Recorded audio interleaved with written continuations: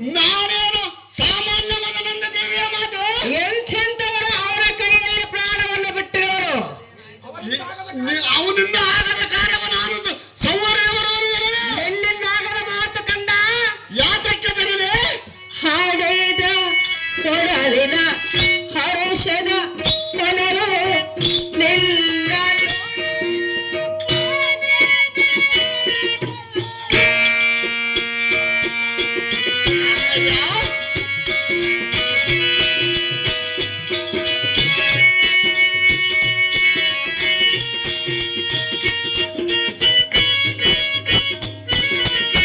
ಹಾಡೆದ ಕೊಡಲಿನ